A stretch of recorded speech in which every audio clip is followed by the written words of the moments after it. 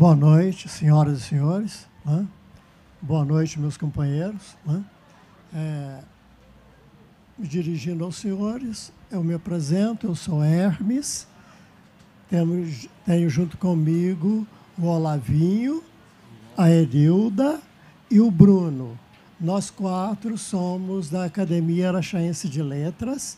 Temos ainda, junto com vocês, a Glaura, que é também da Academia Araxaense de Letras, está aqui conosco. Nós somos convidados, estamos aqui numa mesa de quatro, né, para conversarmos um pouco sobre o tema do Free Araxá. Né? Então, aquelas três palavras que são fortes, sérias e ameaçadoras. Né? Patrimônio, literatura e educação. Né? Então, eu tenho participado na plateia de algumas apresentações, principalmente dos nossos jovens da Academia Araxaense Juvenil de Letras, que é companheira nossa, né? E vendo como é importante cada uma dessas palavras, cada um desses três temas. Né? Então, nós estamos aqui para conversar sobre isso. Né? E eu estou ao lado do Olavinho. Né? Eu vou passar a palavra para ele puxar nossa conversa sobre patrimônio. Né? Porque Olavinho tem uma história muito forte com o patrimônio de Araxá. Né? É um patrimônio que nós temos, o próprio Olavinho, porque ele é filho do Olavo Drummond, que foi prefeito, foi deputado, foi ministro, né? E foi da nossa Academia Araxaense de Letras, o pai dele, né? E da Academia Mineira de Letras. Né? Então, o Olavinho é uma parte desse patrimônio e vai falar para a gente sobre esse tema. Né? Então, vamos lá, Olavinho, o que você fala para nós? Alô? Boa noite a todos, boa noite meus confrades, confreiras, outros presentes. É com um prazer muito grande estar aqui e abrindo, sendo o primeiro aqui pelo presidente Hermes, ter essa oportunidade. Eu vou falar rapidamente aqui, já puxou minha orelha antes de a gente começar. Nós tivemos um atraso grande, porque a gente era para ter começado às 7 horas, então eu vou só contar um caso para vocês a respeito de patrimônio, no caso, patrimônio religioso, tá certo? Que é uma história que envolve um capítulo do meu próximo livro, meu quarto livro, que vai se chamar de Olavo para Olavo, que é um livro que eu faço uma retrospectiva de tudo aquilo que eu vivi e que o meu pai viveu, que eu assisti de camarote, né, a respeito da vida dele.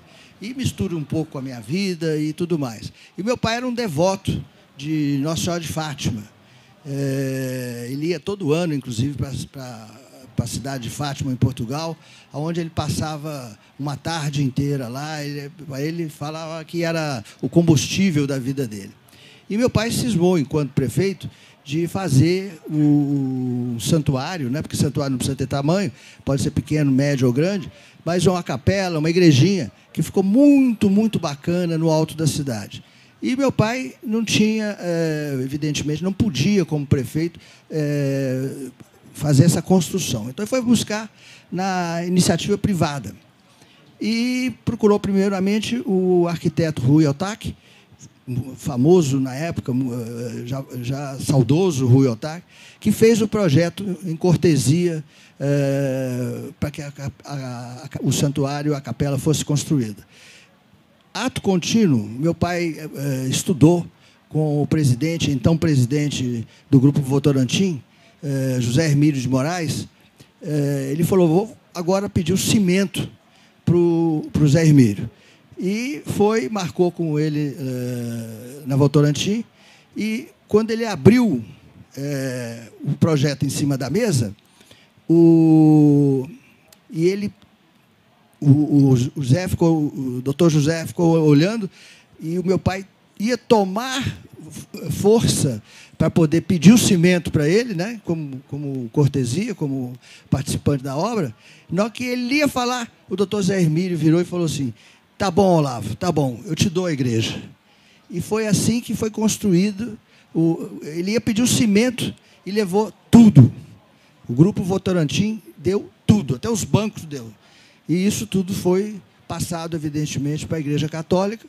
Hoje, o santuário é mais ou menos, está passando por uma fase precária, né? Tem pouco movimento, porque só tem uma missa por domingo, todo domingo, 17 horas, não tem mais, né? E a igreja fala que não tem recursos para poder fazer mais eventos. Então, eu queria aqui fazer essa homenagem ao meu pai, o agradecimento. O doutor Luiz de Andrade Faria, também do Banco Real, mandou buscar uma réplica de Nossa Senhora de Fátima em Portugal, veio para cá no jato dele, trouxe para achar. Enfim, a igreja ganhou-se as chaves da igreja com tudo, mas tudo. Assim, não houve...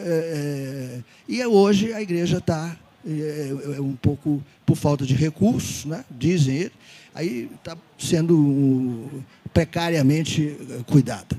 Então, eu queria deixar esse registro aqui, e agradecimento, porque todos se foram. Meu pai se foi, doutor José Hermílio de Moraes Filho se foi, e doutor Aloysio de Andrade Faria também. Pois é. Então, vejam a questão de patrimônio. O que o Olavinho acabou de falar para a gente serve como reflexão para todos nós, né? Inclusive nessa sala, onde já foi discutido hoje a questão de patrimônio aqui, né?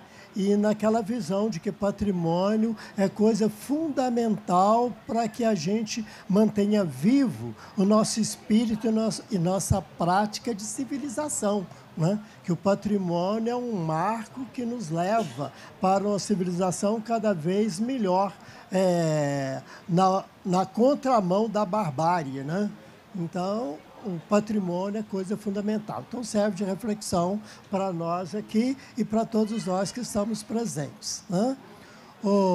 Agora, de patrimônio, vocês ouviram o Olavinho falar que vai fazer parte do próximo livro dele, né? Um capítulo do próximo livro. De Olavo para Olavo. De Olavo para Olavo, né?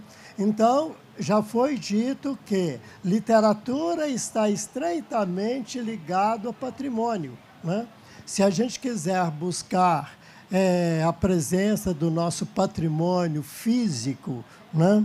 Ou do patrimônio virtual, né? Ou do patrimônio não físico, nós podemos buscar nos livros de literatura que a gente sempre encontra, né?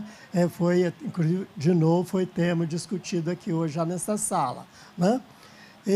Então, com essa afirmação, eu estou dizendo que literatura e patrimônio estão inteiramente ligados, né?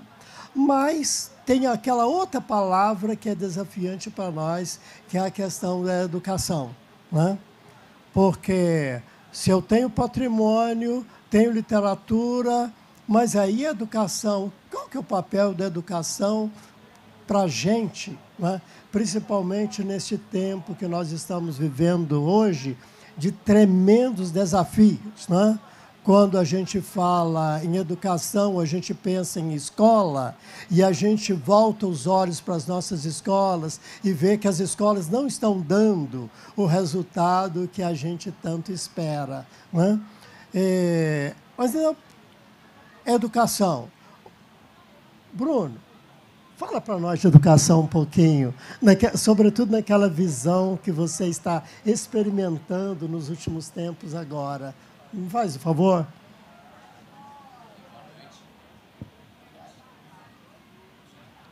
Tá. Boa noite. Falar sobre educação é sempre um desafio, né? Mas é um tema realmente extremamente relevante em todas as épocas, em todos os momentos. E o Hermes mencionou aqui, o presidente Hermes, justamente porque nós criamos uma iniciativa de falar sobre cidadania plena nas escolas públicas e privadas por toda a cidade, levando o projeto da Academia Juvenil de Letras, né? Então, nós selecionamos, através de um concurso literário, 40 jovens alunos, estudantes, para fazer parte deste projeto que envolve a educação unida à literatura. Então, nós tivemos aí muito êxito nesse projeto, mas o que me chamou a atenção foi, em todas as escolas que a gente foi, o olhar dos jovens. E é um olhar que me preocupou muito, e nós tivemos as redações que foram publicadas, né, desses alunos que foram selecionados, e alguns era possível perceber gritos de socorro, pedidos de ajuda, lamentos, reflexões, muito em decorrência também dos conflitos existenciais, né, dos processos de amadurecimento, principalmente da adolescência. Mas me chamou muita atenção esse sentimento de não pertencimento e de vazio. Isso me fez também escrever um livro, eu terminei, mas ainda vou publicar, chama Criadores de Mundos. E nesse livro a reflexão é a busca do preenchimento desses vazios. E o que a educação me trouxe na vida, e eu acho que o que ela nos completa, são as pessoas que nos inspiram. São os docentes, os professores que nos conduziram, que nos estimularam, que foram para nós grandes referências e ainda são, e é isso que nos leva a continuar a estudar, a dedicar, graças a essas referências, porque são pessoas, são seres humanos que estão dedicados, são seres humanos que entendem a docência como um dom e entendem o impacto transformador que ela pode causar. E aí eu acho que a educação, ela tem que ser vista hoje numa visão de educação para a humanidade. O que nos falta é a reflexão sobre o que é a nossa essência humana. E a essência humana é de nos conectarmos, de entendermos que cada um de nós tem uma diversidade, tem uma essência única que completa o todo. Então, no direito, né, a gente faz a reflexão sempre sobre a dignidade humana. E eu falo que a dignidade humana, ela nos faz únicos, mas ao mesmo tempo nos faz um só. É justamente essa percepção da humanidade enquanto conexão, enquanto entrelaçamento, que nos faz refletir sobre aquilo que estamos deixando de ver, sobre aquilo que não estamos querendo enxergar. E esses gritos, esses lamentos, essas buscas, essa ausência de pertencimento, nos traz essa reflexão do que fazer para essa juventude se sentir mais pertencente. E eu acho que nós estamos muito presos na educação a modelos de conteúdo programático, professores que estão programados a cumprir a carga de conteúdos e não preocupados em sentir as necessidades dos alunos ou a expressão dos modos de vida, das reflexões que esses alunos têm para completar a visão também do docente. Então, o docente ele tem que ser muito mais um condutor desse diálogo do que um impositor e pregador de conteúdos. Esses conteúdos programáticos são extremamente importantes, mas o professor tem que ter a sensibilidade de entender que cada turma tem o seu momento, tem seu valor, tem as suas diferenças e que essas diferenças precisam ser aproveitadas no processo educacional. E aí eu trago a reflexão dentro da educação sobre o direito existencial de ser. Será que nós temos uma sociedade que tem possibilitado que os jovens, que as crianças, se tornem aquilo que elas querem ser? Ou nós estamos impondo a esses jovens o nosso modelo de vida, a nossa visão de mundo e a nossa forma equivocada de continuar repetindo aquilo que já vimos que não deu certo? Quando a gente analisa uma sala de aula e percebemos dons dessas crianças sendo manifestadas, muitas vezes a gente entende aquilo como algo criativo, artístico, mas não entende aquilo como uma forma de expressão do ser. E quando a gente não percebe isso, nós estamos anulando os potenciais de um ser humano se tornar aquilo que ele precisa ser, aquilo que é da essência dele sendo manifestada. Então, acho que a grande reflexão para a educação, para a humanidade, é a gente entender que precisamos permitir que espaços criativos de diálogo permitam que essas crianças sejam aquilo que elas querem ser, permitam as inúmeras e múltiplas formas de manifestação, compreendidas dentro de um entrelaçamento. Acho que aí nós daremos um grande passo na evolução da nossa humanidade, uma evolução empática, uma evolução inclusiva, baseada no respeito à diversidade e à essência única que todos nós carregamos. Acho que esse é um ponto que me chama muita atenção e que eu gostaria muito que a gente avançasse em termos de educação, em termos de humanidade. Pois é, então, fala de educação, vem um universo enorme de sentidos, de práticas e de desafios na nossa cabeça, não é? Eu estou aqui ao lado da Erilda, que orgulhosamente eu digo que ela foi minha aluna, não é?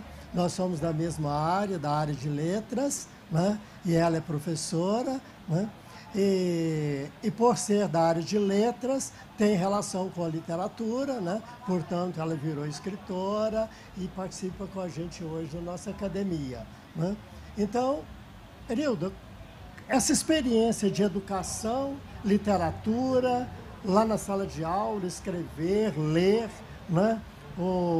Fala para a gente um pouquinho disso aí, faz favor. Boa noite. É um prazer muito grande estar aqui com vocês e uma oportunidade da gente falar educação, literatura, com tudo a ver, que são as letras, né? É uma organização aí das letras que a gente há um certo rigor para escrever, mas também a gente tem a oportunidade de brincar com as letras dentro desse rigor. E escrever é o movimento das letras na sociedade, na comunidade. O professor Hermes acabou de falar em escritas, né? Então a gente tem a oportunidade de juntar essas letras, formar as palavras dentro de um certo rigor, fazer um texto e escrever livro, artigos, jornais, tal qual o livro Um Século de Histórias e Memórias, do qual eu falei anteriormente, aqui nessa mesma sala, através de um bate-papo, porque são ações, é movimento, literatura é estar em sociedade, é o que nos acontece no dia a dia, com grandes oportunidades, né?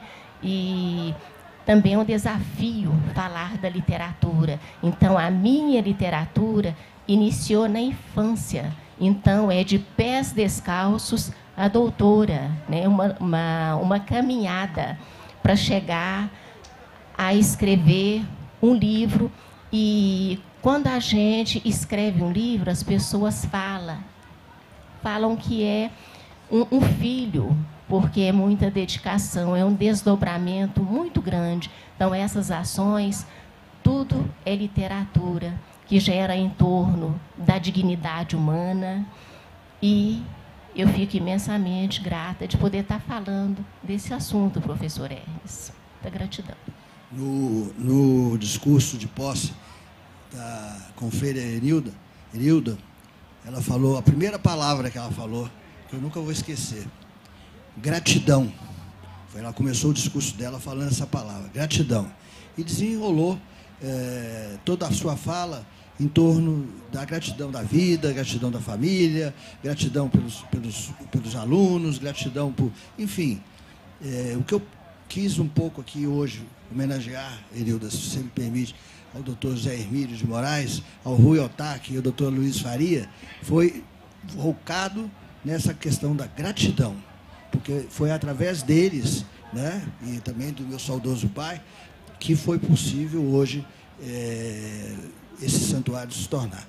Então, essa palavra sua, que você começou com muita felicidade, com muito brilho, viu? Com muito orgulho, falar gratidão, eu aprendi na minha casa, de berço, uma palavra assim, absolutamente vital, para que todos nós, na vida, no decorrer da nossa vida, a gente tenha para aqueles que estão ao nosso lado, às vezes distantes, mais perto, mas gratos pela existência ou por algum fato, como é o caso de hoje, né, que eu contei aqui. Gratidão é uma palavra muito bonita, é um sentimento muito nobre. E você foi muito feliz ao começar o seu discurso em torno dessa palavra.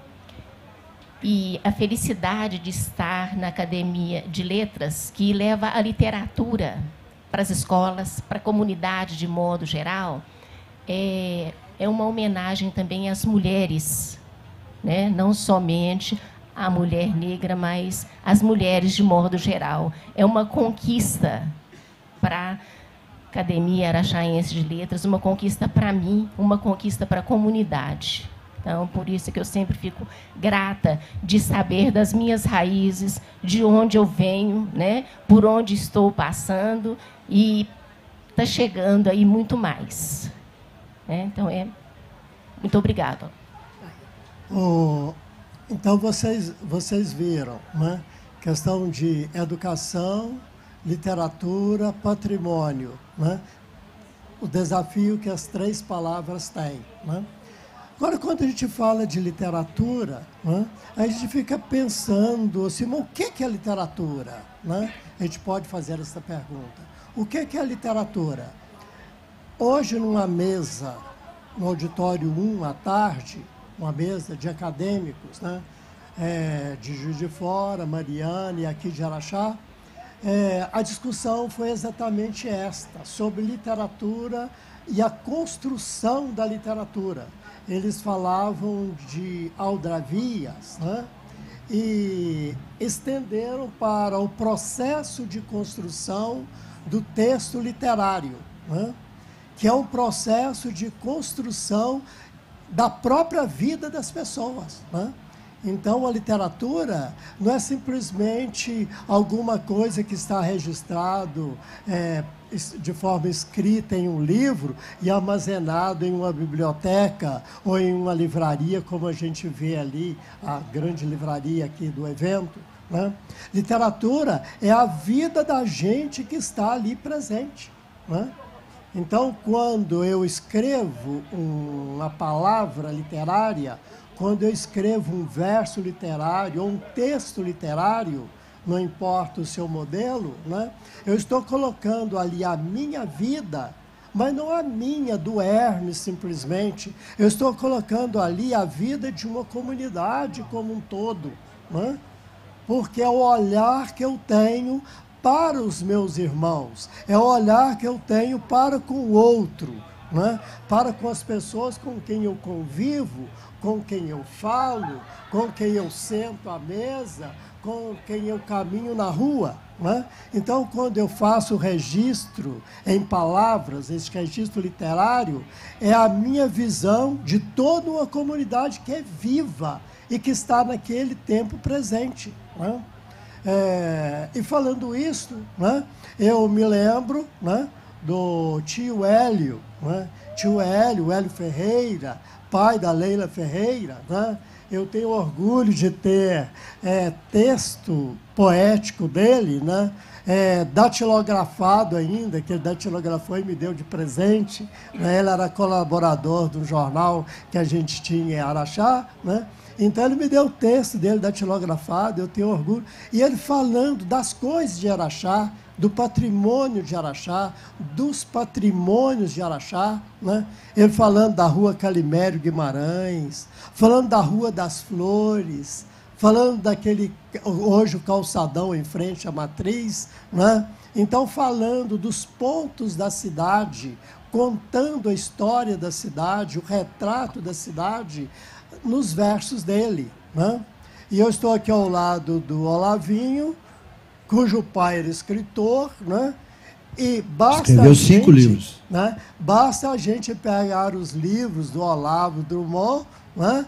E começar a ler os livros dele e para a gente enxergar páginas de Araxá dentro dos livros dele, páginas de pessoas de Araxá presentes nos livros do Olavo Drummond, né?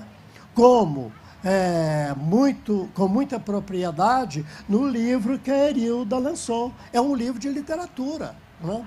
Mas é um livro que ela registra e mostra para a gente a presença de uma série de pessoas, né, que vão ficar na história dessa cidade, né? E não vão morrer nunca, não vão desaparecer nunca dessa cidade, não vão ser apagadas de forma alguma, porque a Erilda transformou essas pessoas em texto literário, né? Então, literatura é isso, é a transformação de uma realidade material, de uma realidade humana, de uma realidade física, através da palavra, para que isso ganhe uma existência perpétua, né? Ainda aqui nessa sala hoje à tarde, olhando para a Glaura, ainda me lembro, ela dizendo da correlação entre história e literatura. O quanto a história pode debruçar-se nos livros literários, né, para buscar dados da história, para contar a história de uma comunidade, de um estado, de um país. A história até mundial, nós podemos ir lá revirar os livros de literatura para buscar os recursos para montar e registrar essa história, contar essa história para a gente repassar, naturalmente, pensando de novo em educação, passar para os nossos alunos essa história da humanidade ou de determinados locais ou pessoas através da fonte que é a fonte literária. Da mesma forma que quando a gente vai fazer um texto literário, quantas vezes é preciso sentar, debruçar num livro de história,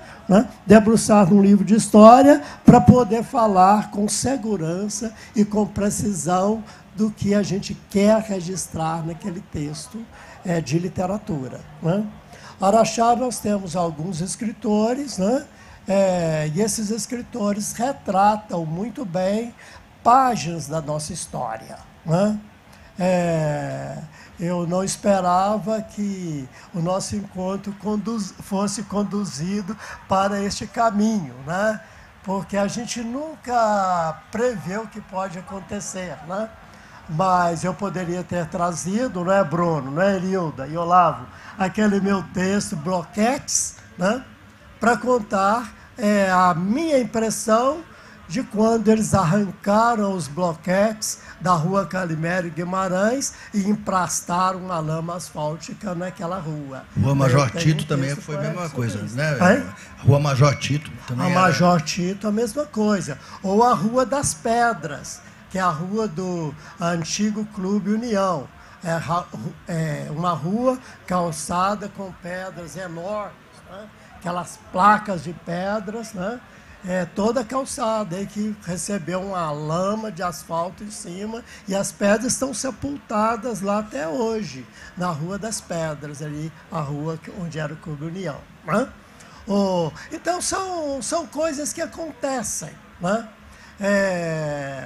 que fica bem registrado para a gente essa ideia de patrimônio, os bloquetes da rua Calimério Guimarães, as pedras das ruas da pedra, a árvore dos enforcados, que já não existe mais, o pau de binga, que já morreu, hoje só existe na memória das pessoas, em nome de algumas coisas na cidade, inclusive virou até nome de cachaça na cidade, pau de binga, ou está presente nas árvores de Jequitibá, que pau de binga é o apelido da árvore de Jequitibá. Então, muitas pessoas cultivam o Jequitibá ainda hoje.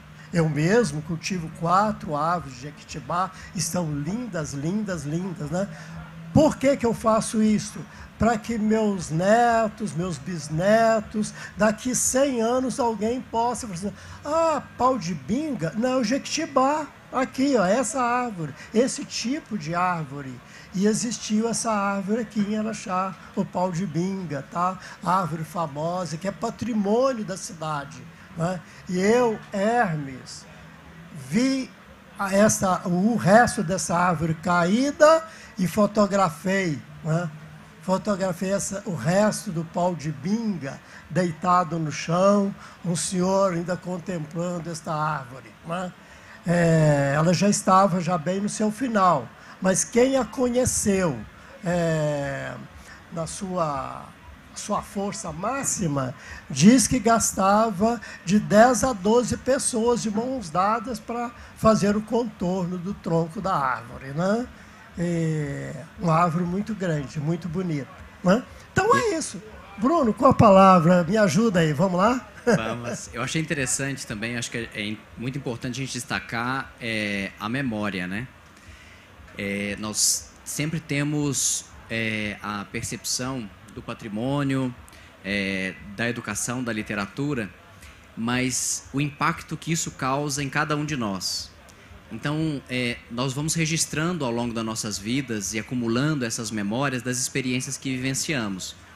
E estar em Araxá e perceber o patrimônio cultural não sendo valorizado, não sendo respeitado, isso nos dói porque é parte de um processo de construção de memória de uma sociedade que se apaga. Isso gera um um vazio de construção daquela ancestralidade, daquela localidade, daquela manifestação de cultura.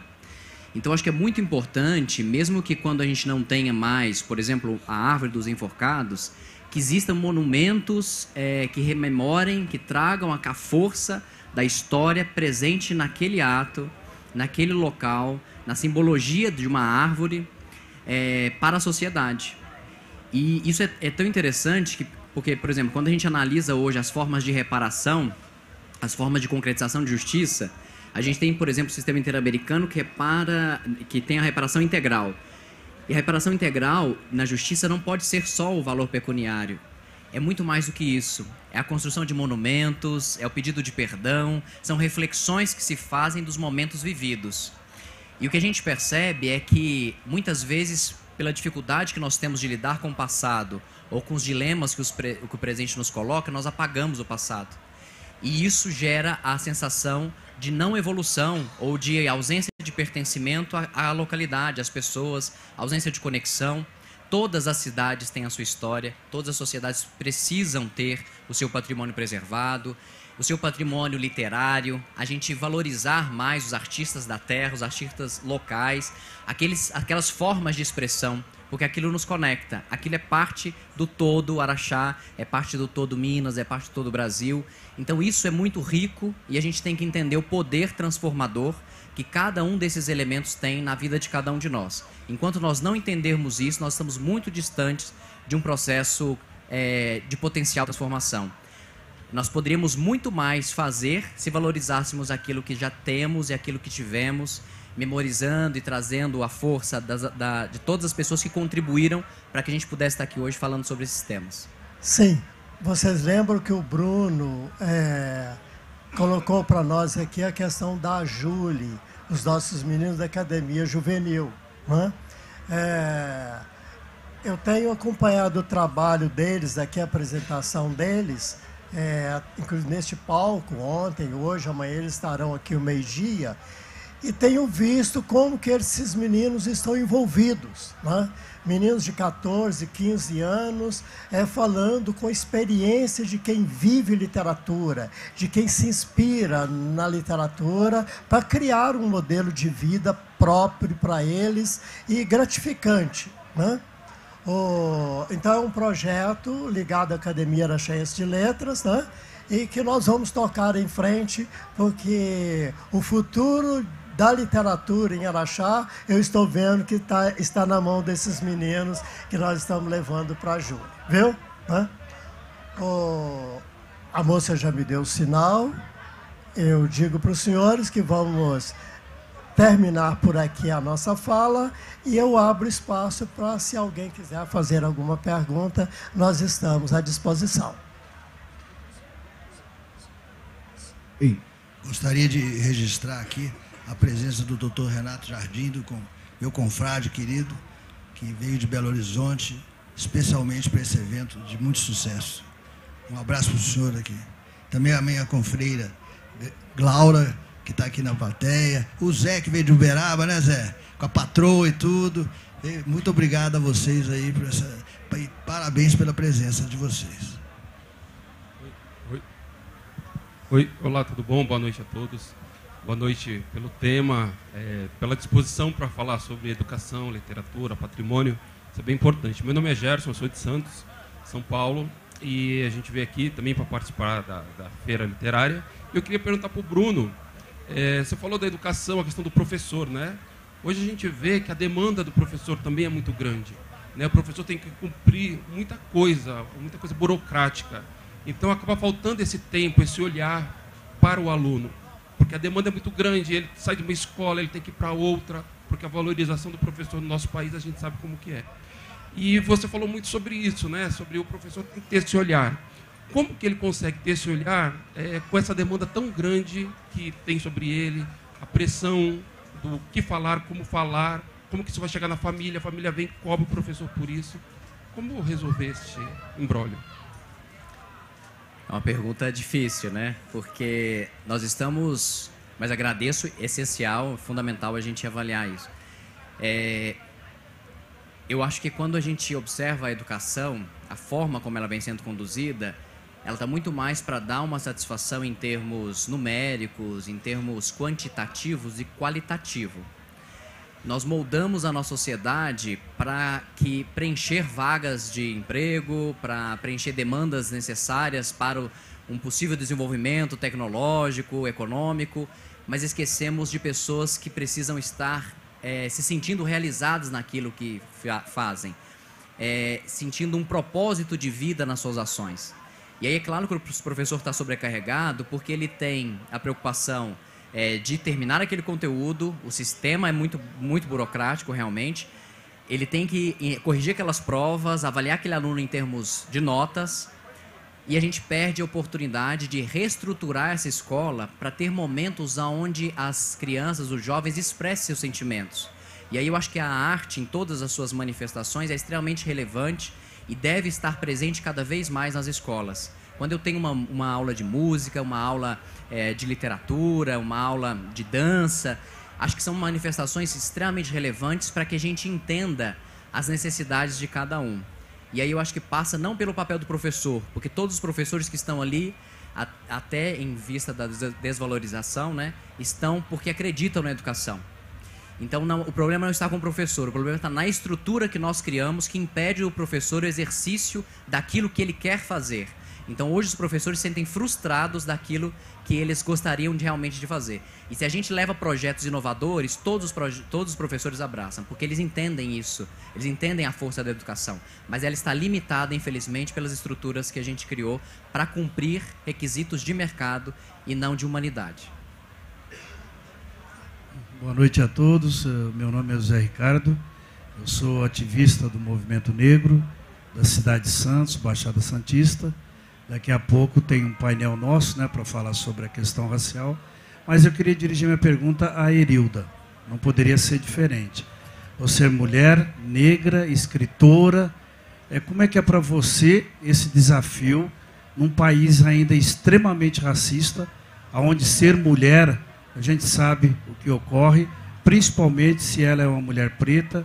Como é que você se situou sendo membro da Academia Araxaense de Letras e escrevendo já vários livros? Como é que você se vê nessa cidade, a receptividade ao seu trabalho? Gratidão pela sua pergunta, porque é uma pergunta com a resposta desafiadora. É muito interessante observar como que as pessoas ainda tratam os negros, né? Então não é fácil, a gente passa por alguns percalços, a maioria das pessoas, e eu não vou falar somente dos negros, não, de modo geral, há também outras pessoas que são discriminadas, né? Mas é um desafio muito grande ser negra, estar na Academia Araxaense de Letras, representando uma diversidade e uma honra. Eu quero muito honrar esta cadeira, mostrar, né, o quão é interessante a literatura, a educação. Então, é honrar essa cadeira. Nós agradecemos.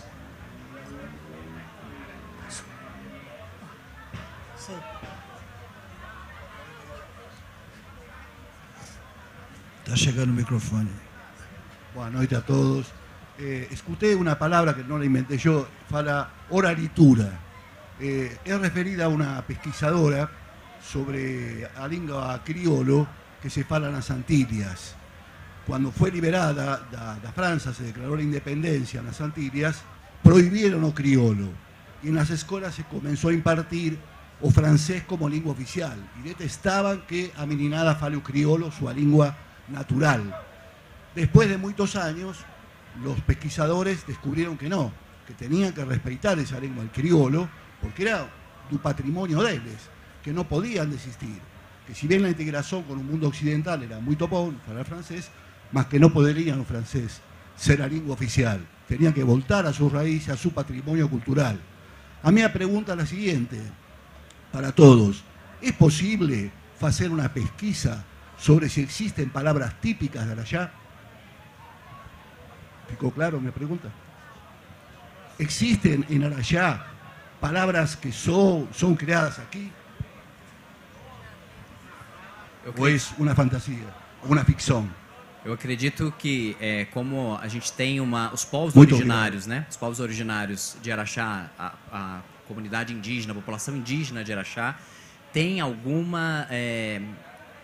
tem realmente assim, uma necessidade de a gente explorar mais isso como um patrimônio histórico, mas a própria palavra Araxá, né, é de origem indígena, né? Então, lugar alto onde primeiro se avista o sol, Avenida Imbiara, Caminho das Águas. Então, há representações que poderiam ser muito mais valorizadas, respeitadas, né, da linguagem indígena. E acho que a gente tem muito campo, sim. Inclusive, quando a gente analisa a dimensão territorial brasileira e a forma como a comunidade indígena, a população indígena foi desrespeitada, foi violentada, nós percebemos que o valor linguístico, né? Eu acho que o Brasil, a América Latina, é um dos países que maior variações linguísticas indígenas possui. E a gente desconhece isso e não estuda isso nas escolas. Eu acho que é extremamente importante, sim, essa reflexão e que a gente valorize mais a comunidade indígena em Araxá, dando esse lugar de fala, dando essa visibilidade. Eu acho que é extremamente relevante. É sério essa morte que foi feita da língua dos povos nativos e dos povos que vieram para o Brasil, não só dos indígenas, né? Mas dos povos que estavam aqui, dos povos que vieram para o Brasil, principalmente os que trouxeram da África de forma impositiva, obrigada, né? Esse desrespeito, ainda até hoje, a gente lembra do Marquês de Pombal, né? Não, ao falar em público, ao usar a língua pública, só pode usar a língua portuguesa de Portugal, né? Naquela época, nós já tínhamos a nossa língua brasileira, né? E nós mineiros, né, no nosso falar popular, nós mineiros temos o nosso mineirês, né, que é muito próprio nosso, né? Só que a gente ainda respeita até hoje a determinação histórica lá do Pombal, que não podemos escrever assim, não podemos fazer esses registros, né? A gente fala sempre no português oficial, né? Português formal, né?